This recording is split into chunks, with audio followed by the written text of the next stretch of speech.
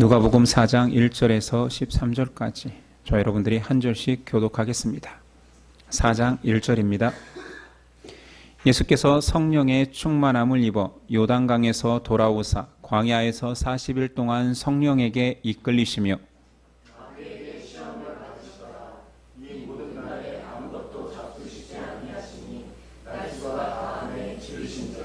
마귀가 이르되 네가 만일 하나님의 아들이거든 이 돌들에게 명하여 떡이 되게 하라.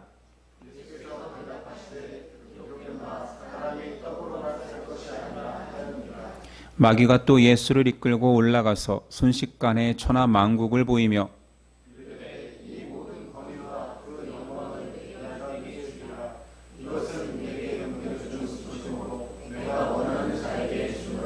그러므로 네가 만일 내게 절하면 다 네 것이 되리라.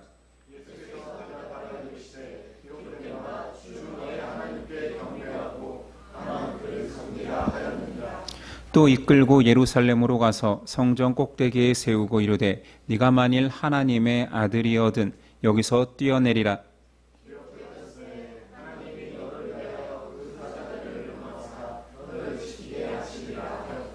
또한 그들이 손으로 너를 받들어 네 발이 돌에 부딪히지 않게 하시리라 하였느니라.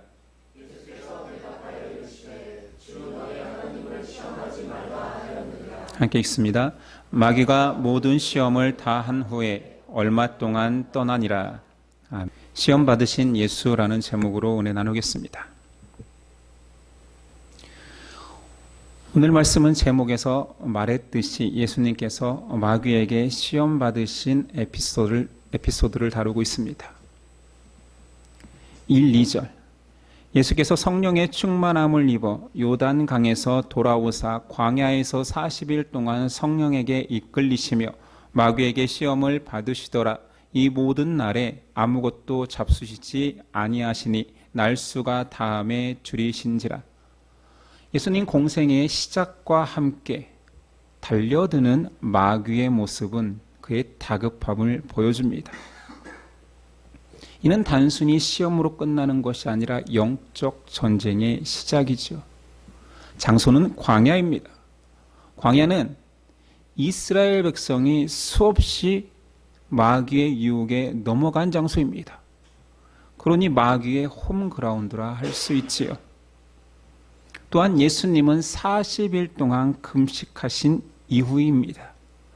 40일 금식은 우리 신앙인들이야 많이 들어봐서 익숙할지 모르지만 사람이 일반적으로 40일을 아무것도 먹지 않으면 죽습니다.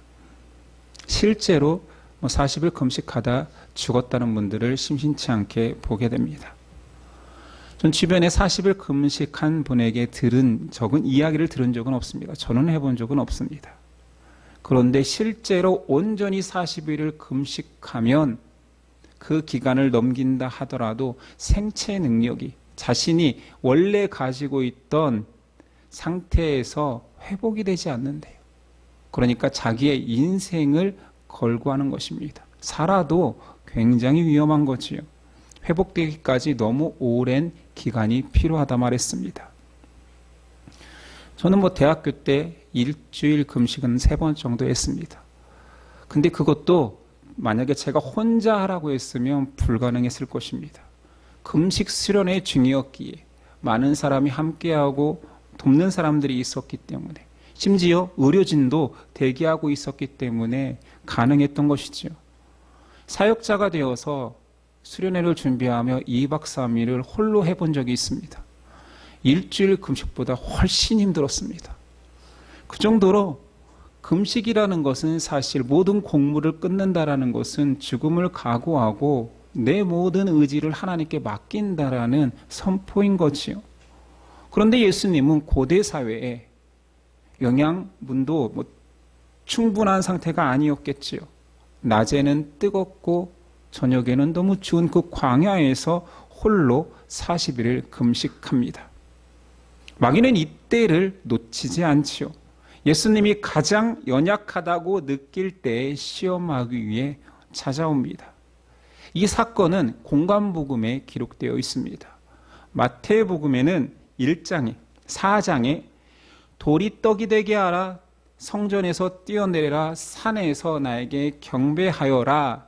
이 세 가지가 있다라면 마가복음에는 사단에게 시험을 받으시더라라는 언급으로만 끝납니다. 누가복음에는 이 시험의 순서가 두 번째, 세 번째가 바뀌어서 첫 번째가 돌이 떡이 되게 하라, 산에서 경배하라, 성전에서 뛰어내리라 라는 순서로 되어 있습니다. 이 순서 두 번째, 세 번째 바뀐 것이 그렇게 중요한 것은 아니지요. 영적 의미와 그런 일이 있었다라는 사실이 중요한 것이겠지요. 마귀의 세 가지 시험, 첫 번째는 돌을 떡으로 바꾸라는 시험입니다. 3절, 마귀가 이르되 내가 만일 하나님의 아들이거든 이 돌들에게 명하여 떡이 되게 하라. 사탄이 가장 먼저 건드린 것은 예수 그리스도의 신분이지요. 네가 하나님의 아들이잖아. 아들이기 때문에 내가 말하는데 능력을 사용해. 지금 줄인 상태잖아. 아마 사단이 그 예수님의 신분 자체를 의심해서 던진 시험은 아닐 것입니다. 예수님이 저 존재가 하나님과 연관된 존재인데 부인할 수도 있어. 이런 마음 상태로, 아닐 수도 있어 라는 상태로 시험을 한 것이 아니라는 거지요. 마귀는 예수님이 한 번도 자기가 하나님의 아들임을 선포하지 않았음에도 벌써 알고 있었습니다.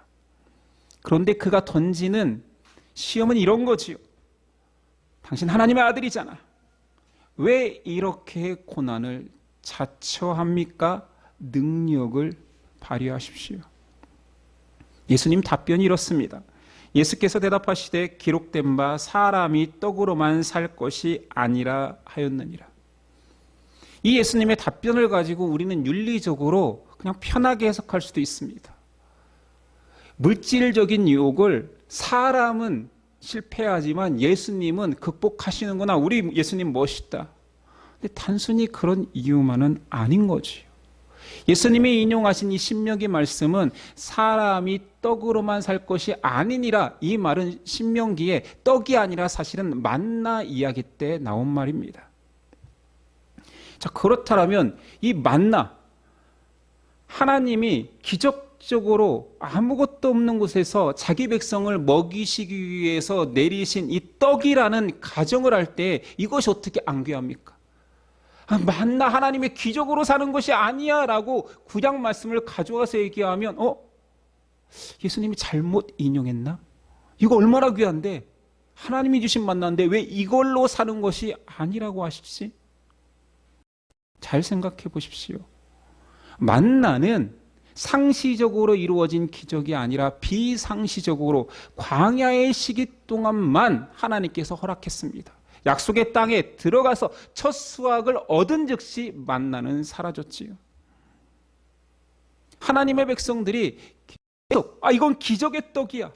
내가 수고하고 노력하지 않아도 하나님께서 하늘에서 만나를 떨어뜨려 주시니 내가 이걸 먹고 살아야 돼. 이것보다 더 중요한 본질이 있다라는 거지요. 우리 사자성어 중에 수주대토라고 아시지요? 농사꾼이 일하러 갔는데 토끼가 그루터기에 넘어져서 쓰러져 죽은 거예요. 농사일보다 토끼를 너무 쉽게 얻으니까 계속 그루터기에 앉아서 토끼를 기다린다는 말 수주대토입니다. 사람이 이렇지 않나요? 신앙을 이렇게 합니다. 하나님의 기적을 바라는 것이 귀한 신앙인 것처럼 말하는데 예수 그리스도께서 마귀의 첫 번째 시험 속에서 기적의 떡보다도 더 중요한 것이 있다.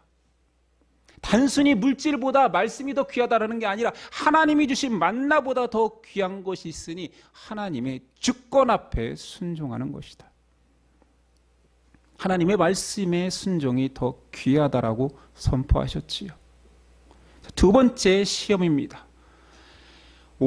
5절 이하입니다. 마귀가 또 예수를 이끌고 올라가서 순식간에 천하만국을 보이며 이르되 이 모든 권위와 그 영광을 내가 네게 주리라. 이것은 내게 넘겨준 것이므로 내가 원하는 자에게 주노라. 그러므로 네가 만일 내게 절하면 다 네 것이 되리라. 마귀는 영적 존재로 능력이 있습니다. 예수님을 그 광야에서 순식간에 그 짧은 시간에 천하만국을 보여준 거예요. 신학자들마다 이건 영적 해석이다, 아니다, 실제로 있었던 일이다라고 하지만 저는 실제라고 봅니다. 마귀가 능력 있는 존재니 모든 것들을 순식간에 보여주는 거예요. 우리가 흔히 말하는 거 주마등이죠. 옛날 사람들은 말 위에 올라가서 보는 시야가 빨랐나 봐요. 말 위에 타면 순식간에 모든 것들이 지나가는 거. 그래서 주마등이라는 표현을 쓰는데 마귀가 이런 능력을 발휘해서 예수님께 천하만국을 보여줍니다. 그리고 유혹하는 거지요. 무엇을 유혹하는 걸까요? 내가 너에게 지겠다 했지만 사실은 마귀 것이 아님에도 불구하고 거기서 유혹하는 것은 내가 죽게 안 죽게가 아니라는 것이요. 이건 사람의 시험이 아닙니다. 예수님과 마귀의 싸움인 것이요. 원래 예수님 거였던 그것을 내가 주겠다 안 주겠다라는 말은 마귀가 노리는 지점이 있다라는 것입니다. 세상 모든 것들을 보여준 것은 세상 모든 사람들, 그들 안에서 원하는 영광과 능력의 길을 당신이 걸으라는 요구입니다. 단순 해석처럼 다시 예수님도 사람처럼 계속 유혹받으니 너도 이런 영광 앞에서 넘어질 거야. 그러나 예수님 아니야, 나는 견디고 이겨냈어. 이런 해석이 아니라 마귀가 그렇게 단순한 존재가 아니죠. 자꾸 우리는 예수님의 시험을 사람의 관점에서 보는데 너 원래 이런 능력을 발휘할 수 있고 영광을 누릴 수 있는 존재잖아. 그 자리로 돌아가. 그 신성을 발휘해서 권능과 영광을 취하라 요구하는 것입니다.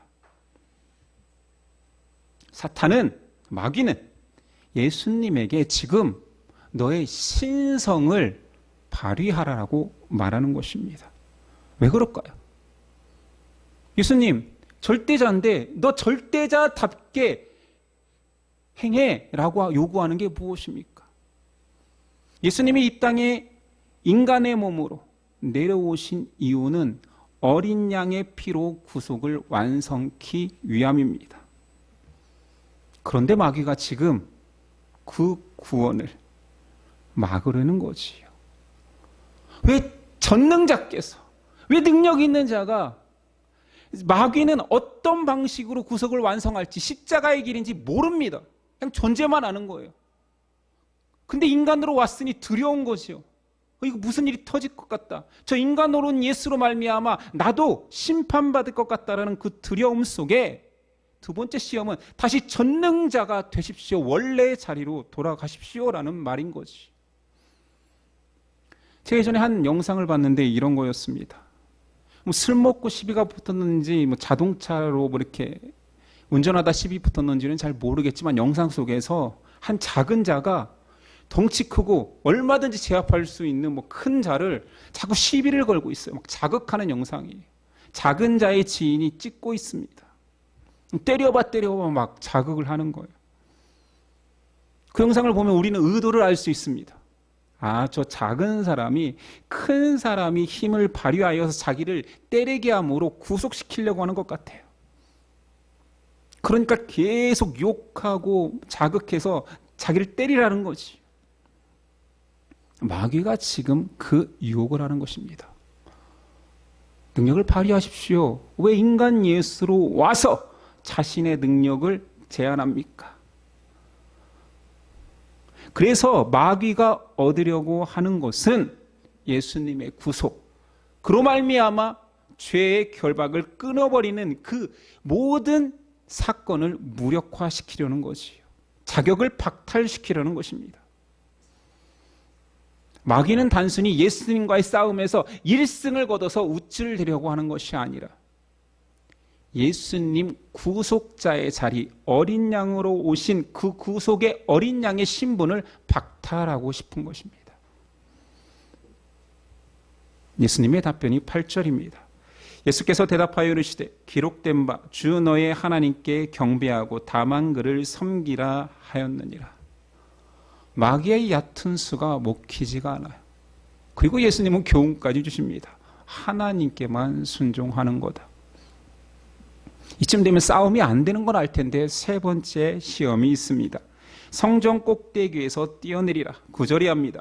또 이끌고 예루살렘으로 가서 성전 꼭대기에 세우고 이르되 네가 만일 하나님의 아들이거든 여기서 뛰어내리라. 기록되었으되 하나님이 너를 위하여 그 사자들을 명하사 너를 지키게 하시리라 하였고 또한 그들이 손으로 너를 받들어 네 발이 돌에 부딪히지 않게 하시리라 하였느니라. 예수께 성전 꼭대기에서 뛰어내리라. 하나님이 지키신다 유혹합니다. 이 대화에서 마귀의 본성이 드러납니다. 본질이라고도 할 수 있지요. 속이는 자, 거짓말하는 자입니다. 10절 기록되었으되 마귀가 인용하는 거예요. 여기 이렇게 기록되어 있잖아. 하나님이 너를 위하여 그 사자들을 명하사 너를 지키게 하시리라. 뛰어내려. 하나님이 사자들을 보내어 너를 받들 거야. 이렇게 기록되어 있잖아. 기록 없습니다. 구약성경 어디를 찾아도 이런 내용은 없습니다. 그는 그렇게 속이며 유혹하는 것입니다. 이 또한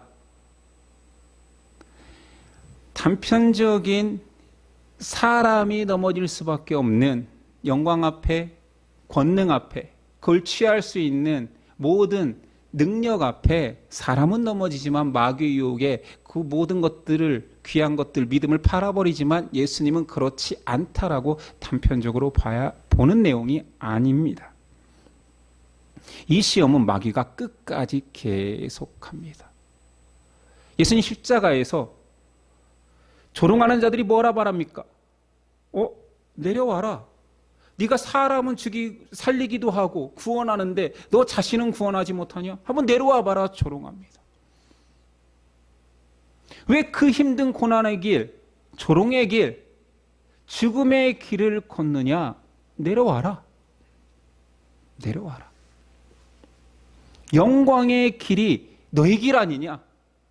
고난의 길에서 비껴가라. 구속의 길보다 절대자의 위용과 영광을 드러내는 길을 가라 말하고 있습니다. 마귀의 유혹은 예수님께 당신이 가진 능력으로 그냥 사십시오. 또는 성전 꼭대기에서 뛰어내림 그 놀라운 일, 수많은 사람들이 성전 집안에 있을 때 당신의 권능을 보여주십시오. 그것으로도 굴복시킬 수 있는 절대자 아닙니까? 왜 힘들게 40일 금식하고 왜 사람들을 위해 산다 그러고 복음을 전파하고 왜 그러십니까? 그냥 전능자의 능력을 발휘하십시오. 사탄이 데려간 곳은 성전 꼭대기입니다. 성전은 당연히 하나님을 예비하는 곳이지요. 하나님께 순종해야 될 장소를 자신의 능력을 과시하는 장소로 바꾸라 말합니다. 마귀는 믿음의 자리를 허영과 교만과 자기 영광의 자리로 바꾸려 합니다. 하나님의 성전과 예수님의 사명을 더럽히고 싶어 합니다. 이에 대한 예수님의 답변 12절. 예수께서 대답하여 이르시되 주 너의 하나님을 시험하지 말라 하였느니라. 언뜻 들으면 동문서답입니다. 시험하는 자가 시험하고 있는데 예수님 마지막 답변으로 시험하지 말라. 역발상의 답입니다. 마귀가 처음에 예수님께 시험하기에 접근했을 때 하나님의 아들이거든으로 시험을 시작하는데 예수님 마지막 답변에서 주 너의 하나님을 시험치 말라. 아들? 아는구나. 그런데 네가 지금 시험하는 자가 하나님이야. 예수님의 존재감을 마음껏 드러내시지요. 예를 들자면 이런 거예요. 정말 아무도 볼 수 없거나 혹은 유혹받을 수밖에 없는 시험지를 가지고 예수님께 풀라고 하는데 예수님께서 시험지를 사탄의 얼굴에, 마귀 얼굴에 던져버린 것입니다. 누가 누구를 시험해? 내가 출제자면 출제자였지 내가 시험 당하는 자는 아니야. 이런 상황으로 끝내는 것이지요. 그렇다면 예수님 너무나 당연히 극복할 것 같은 그 시험을 스스로 또는 성령에 이끌리시어 받으신 이유가 무엇입니까? 중요한 영적인 의미가 있겠지요. 1, 2절 예수께서 성령의 충만함을 입어 요단강에서 돌아오사 광야에서 40일 동안 성령에게 이끌리시며 마귀에게 시험을 받으시더라. 마귀는 자기가 시험의 주체인 줄 압니다. 뭔가 다른 존재인데, 신적 존재인데, 절대자 같은데 내가 넘어뜨릴 수 있을 것 같아, 시험할 수 있을 것 같아라고 자신이 주체적으로 그 시험에 예수님을 빠뜨린 거라고 여기는데, 누가복음은 처음부터 예수께서 성령의 충만함을 입어 그리고 또다시 성령에게 이끌리시오. 성령이 모든 사건의 주체이십니다. 이 사건을 통하여서 하나님은 영적 전쟁을 선포하십니다. 마귀와의 전쟁이 시작된 거지요. 그렇게 죄 가운데 자기 백성을 넘어뜨린 마귀를 멸하기로 시작하신 것입니다. 전쟁을 선포하십니다. 그러나 이 한 번의 사건이 전쟁을 종결시키는 건 아니었습니다. 13절 마귀가 모든 시험을 다 한 후에 얼마 동안 떠나니라. 영원히 도망치더라가 아닙니다. 마귀는 이 자리에서 판정패를 당하지만 멸망이 아닙니다. 그리고 나중에 십자가에서 예수님께서 사탄과 그 졸개 마귀들을 심판을 명하십니다. 멸망을 선고한 거지요. 그때도 멸망은 아닙니다. 알다시피 예수님이 다시 오시는 그때 심판은 성취됩니다. 계시록 20장 10절 또 그들을 미혹하는 마귀가 불과 유황못에 던지리니 거기는 그 짐승과 거짓 선지자도 있어 세세토록 밤낮 괴로움을 받으리라. 이때 완성됩니다. 또한 예수님 시험받음의 두 번째 의미는 이 땅을 살아가는 자신의 백성들에게 시험을 이기는 방법을 알려주시기 위함입니다. 예수님 자신의 공생의 초기부터 성령과 함께하고 성령 충만을 이야기하고 성령으로 승리하심을 보여주시기 위하여서 이 시험을 능히 기록한 것입니다. 예수님 알다시피 하나님의 아들입니다. 예수님의 신성으로 그 모든 유혹을 이겨낼 수 있지만, 아니면 그 신성을 마음껏 발휘하면 마귀는 그 근처에 올 수도 없겠지만, 예수님께서 이 시험을 감당할 때 줄이시고 목마르고 40일 동안 곡물을 끊을 정도의 그 인간적인 모습 그대로 인성으로, 인자로 이 시험을 이겨낸 것입니다. 마귀의 유혹과 시험을 이겨낼 수 있는 것은 절대자여서가 아니라 신성의 존재로 이 시험을 참여한 것이 아니라니까요. 줄이면 힘들고 물 먹지 않으면 죽을 수밖에 없는 존재의 몸으로 시험을 이겼는데, 그 비결은 1절에 또다시 강조하는 거죠. 성령 충만으로 말미암아. 다음 시간에 또 성령이 나오기에 성령에 대한 이야기는 다음 시간에 한 번 더 할 것입니다. 결론적으로 이야기하면 신앙인이 신앙을 바로 하는 것, 더 나아가 신앙인도 사람이니까 사람이 이 땅에 태어난 목적대로 살아가는 유일한 방법은 성령 충만입니다. 사람이 하나님의 백성으로 살아가며 마귀의 유혹을 이겨낼 수 있는 유일한 방법이 성령 충만이라는 것을 예수님 보여주기 위해서 이 시험을 감당하셨습니다. 예수님 실패한 구약 백성의 경건을 아십니다. 에덴에서도 마귀의 유혹에 넘어갔지요. 광야에서도 졌습니다. 약속의 땅에서는 처참했습니다. 땅에서 쫓겨나기까지 했지요. 실패한 자신의 백성들에게 인간으로 오셔서 어떻게 하면 하나님 백성의 존재감으로 살아갈 수 있느냐? 성령에 힘입어 승리할 수 있음을 보여주고 계십니다. 우린 신앙생활을 자꾸 인본주의적으로 사람의 능력으로 생각할 때가 많습니다. 내 헌신, 내 노력, 이것이 하나님을 감동시킬 것이다 하는데, 예수님은 처음부터 공적 사역의 시작부터 나도 성령 충만하여서 극복한다 보여주십니다. 충만이라는 단어를 가장 잘 나타내는 성경 구절은 에베소서 5장 18절입니다. 다 알고 있지요. 술 취하지 말라 이는 방탕한 것이니 오직 성령으로 충만함을 받으라. 그러니까 자꾸 성령 충만한 사람은 술을 끊는다, 술을 먹지 않는다로 연결하는데 그건 정말로 너무 자구적인 해석인 거예요. 두 문장을 비교하고 있는 것입니다. 뒤에 주절을 강조하기 위해서 보조절, 부사절을 넣었을 뿐이에요. 술 취하지 말라, 술에 취한 상태와 같이 성령에 취한 상태로 살라라는 뜻입니다. 술 취하면 그 술에 자신이 지배받는 것처럼 성령은 그렇게 그 사람을 지배한다라는 것을 강조하는 문장이지요. 결국 성령 충만은 우리가 흔히 오해하고 있는 예언을 하고 입만 열면 예수 그리스도를 바라고 기적을 보는 그런 것들을 성령 충만한 상태로 말하는 것이 아니라 성령에 사로잡혀 하나님의 말씀에 순종할 수 있는 상태를 말합니다.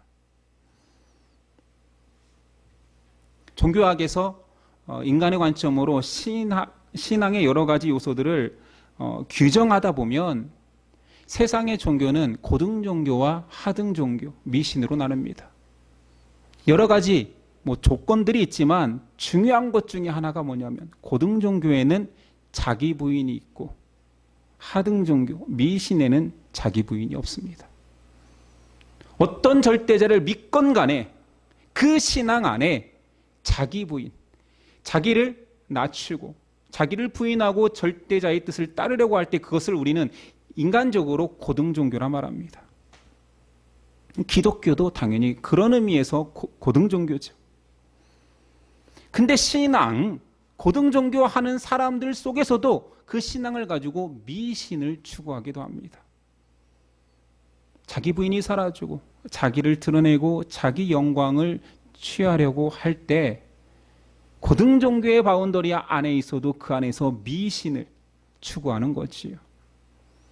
첫사람 아담 때에서부터 사람은 자기 영광의 죄에 계속 빠집니다. 하나님과 같이 되려 하지요. 그 결과물이 선악과를 따먹는 거 아니었습니까? 그래서 이 인간의 상태를 경계하기 위해서 신앙인들이 많이 독려하였고 에베소서 4장에 보면 바울이 온전한 성도를 장성한 자로 표현하며 미숙한 성도를 어린아이로 묘사합니다. 장성한 자는 그리스도를 닮아가는 자요, 어린아이는 마귀에게 유혹받는다 말합니다. 에베소서 4장 13절 이하를 제가 찬찬히 읽어보겠습니다. 우리가 다 하나님의 아들을 믿는 것과 아는 일에 하나가 되어 온전한 사람을 이루어 그리스도의 장성한 분량이 충만한 데까지 이르리니 이는 우리가 이제부터 어린아이가 되지 아니하여 사람의 속임수와 간사한 유혹에 빠져 온갖 교훈의 풍주에 밀려 요동하지 않게 하려 함이라. 오직 사랑 안에서 참된 것을 하여 범사에 그에게까지 자랄지라. 그는 머리니 곧 그리스도라. 어린아이 특징 3가지가 나오는데 사람의 속임수에 빠진다, 간사한 유혹에 넘어간다, 온갖 교훈의 풍주에 밀려 요동한다. 유혹받는다라는 거지. 이 유혹이 속임수에 넘어가는 것 같고 어떤 사람이 속이면 넘어가는 것 같고 그리고 간사한 유혹에 넘어가는 것 같지만 무서운 것은 3번째, 온갖 교훈의 풍조 속에서 큰 흐름 속에 밀려간다라는 거예요. 빠져든다라는 거지. 어떻게 된다? 처음에는 유혹받는 것 같은데 문제는 그 유혹 속에 내가 벌써 들어간 상태로 그때는 어떻게 자신을 묘사하냐면 어쩔 수 없었다 말합니다. 내가 이 큰 흐름 속에서 이 대세 속에서 내가 어떻게 빠져나옵니까? 이 세상을 살아가면서 현대인으로 살아가는데 그럴 수밖에 없잖아요. 우리 연약한데 우리 그렇게 살 수밖에 없잖아요 라고 말한다는 거지. 이런 신앙의 패배주의 속에 마귀에 사로잡힌 세태 속에 예수님이 영적 전쟁을 시작하면서 아니다! 그렇게 안 살 수 있다. 방법이 있으니 성령 충만이다. 성령의 지배를 받는다면 하나님께 순종하는 자로 이 땅에서 살아갈 수 있다. 그 가능성을 보여준 것입니다. 사람은 자꾸 자기 합리화를 합니다. 어쩔 수 없다. 개인만 그러는 것이 아니라 교회도 그럽니다. 교회가 어쩔 수 없었다. 계시록에 보면 책망받은 소아시아 7개의 교회 중에 두아디라 교회를 이렇게 책망합니다. 계시록 2장 20절. 그러나 내게 책망할 일이 있노라. 자칭 선지자라 하는 여자 이세벨을 내가 용납함이니 그가 내 종들을 가리켜 꾀어 행음하게 하고 우상의 제물을 먹게 하는도다. 교회의 한 말이라니까요. 여기서 이세벨은 구약 성경 북이스라엘 아합의 아내 왕비의 이름입니다. 이때 이스라엘이 바알신을 받아들였거든요. 근데 그 이세벨이 신약 시대에도 교회에 존재한다라는 거예요. 근데 자칭 선지자래요. 이세벨의 주장이 이렇습니다. 사탄을 이기기 위해서는 사탄을 좀 알아야 되지 않을까? 아니, 마귀를 이기려면 마귀가 가지고 있는 죄도 좀 지어봐야지. 아니, 죄를 경험하지도 않고 어떻게 죄를 이겨? 사탄의 은밀한 일들을 좀 배워서 우리가 극복해 보자. 우상숭배와 음행 속에도 깨달음이 있어. 이게 자칭 선지자 이세벨인데 두아디라 교회가 받아들였다 합니다. 제가 아는 한 목사님이 자기가 청년부 설교 때 그렇게 청년들에게 정결하게 살자, 우리는 바르게 살아보자, 그렇게 강조하고 나면 부장 장로님이 광고 때 올라와서 에이, 청년의 때에는 좀 그렇게 거짓식하게 사는 거 아니야. 죄도 좀 지어봐야 회개도 하고 은혜를 알아. 이런 얘기를 계속 한대요. 미쳐버리는 줄 알았다. 그렇게 애들의 눈동자를 바로 만들어 놓으면 장로님이 오셔서 광고 때 눈동자를 싹 흐려버린대. 물론 그 장로님 회개하셨겠지. 교회 안에 이세벨이 존재한다라는 거지. 우리 안에 이세벨이 있습니다. 물질이 중요한 시대를 살며 돈 벌 때 벌어. 그래서 그걸로 교회 봉사도 하고 선교도 하면 되잖아. 아이, 사회생활 할 때 열심히 내야지. 높아질 때 높아져. 높은 자리에서 복음 전하면 되잖아. 마귀의 유혹과 닮아 있지 않습니까? 나의 인간됨과 성정으로 이겨내는 것이 아니라는 거지요. 아, 난 대쪽 같은 사람이야. 난 아닌 건 아니야. 이걸로 극복하는 것 또한 자기 의로 빠지고 마귀가 좋아하는 행위인 거지. 예수님조차 자기 의로 시험을 이기지 않았습니다. 어떻게 이겼다고요? 성령의 충만함에 힘입어. 인자로 오신 예수 그리스도께서도 성령이 충만하여서 순종의 자녀로 사셨습니다. 마귀는 계속 예수님에게 거대한 담론을 꺼내는 거지요. 낮고 천한 길이 아니라 영광된 자리로 걸어라. 그 길로 메시아가 될 수도 있는 거 아닙니까? 라고 말할 때 예수님은 사람들이 추앙하는 자리가 아니라 하나님이 요구한 자리, 이 죽음의 쓴 잔을 마시겠느냐 했을 때 순종하는 자리, 하나님이 시킨 자리로 돌아와 순종합니다. 예수님은 그 순종을 성령에 힘입어 해내셨습니다. 그렇다면 이제는 우리 차례입니다. 여러분, 어떻게 신앙생활 열심히 내시겠습니까? 헌신이라는 말이 무엇입니까? 헌신은 물론 한자는 나를 드린다는 말이지요. 어디에 드릴래요? 목사한테 줄래요? 교회에 줄래요? 자녀한테 줄래요? 누구한테 줍니까? 성령께 드리십시오. 엄밀히 말하면 헌신은 성령이 하시는 거지요. 성령이여 임하소서. 그리고 나를 덮으셔서 입으셔서 하고 싶은 것을 하십시오.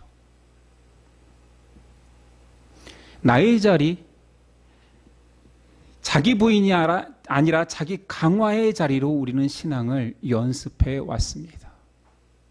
뭘 그렇게 하나만 해도 그렇게 자기를 드러내려고 하는지, 높아지려고 하는지, 내가 이걸 하지 않았습니까? 라고 강조를 하는지.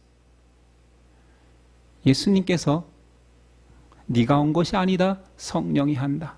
내가 하는 것이 아니다, 성령에 힘입어서 한다. 맡겨라. 자기 부인의 자리로 내려가 하나님께 영광을 돌려라. 이것이 신앙생활임을 처음부터 몸소 보여주십니다. 괜히 제가 이런 설교를 하면 헌신조차 안 하고 열심조차 안 낼까 두렵지만 사실은 정말 무서운 헌신, 나를 성령께 드리라는 말입니다. 성령 충만은 그런 것입니다. 어줍지 않게 성령의 맛을 조금 보고 자랑하고 다니는 것이 아니라 나의 모든 것들이 성령님 것이었군요. 나를 그냥 가지십시오. 나를 포기해 보렵니다. 성령님 마음껏 좌든지 우하든지 죽이든지 살리든지 한번 저를 사로잡아 주십시오. 이런 고백이 있어야 성령 충만입니다. 우리가 꿈꾸는 신앙은 이 안에 있음을 기억하고 다음 시간에 또 한번 성령에 대해서 이야기해 봅시다. 기도하겠습니다. 주님, 이 시간 그리스도의 보혈로 씻긴 우리 가운데 성령을 허락하여 주셔서 감사합니다. 성령으로 사로잡히는 성령 충만을 경험하게 하옵소서. 내 의지, 내 영광이 아니라 하나님께만 영광. 나는 사라져도 좋습니다. 나는 보이지 않아도 좋습니다. 나는 가루가 되어도 좋습니다. 성령의 전이 될 수만 있다면 이 세상에 가장 귀한 믿음임을 고백해 봅니다. 이런 믿음을 우리에게 허락하옵소서. 예수님 우리를 사랑하시기에 영광의 길이 아니라 십자가의 길을 포기하지 않으셔서 감사합니다.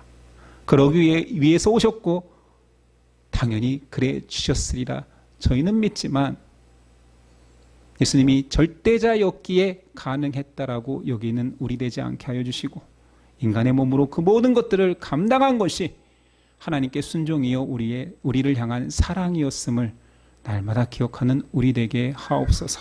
예수 그리스도의 이름으로 기도드립니다. 아멘.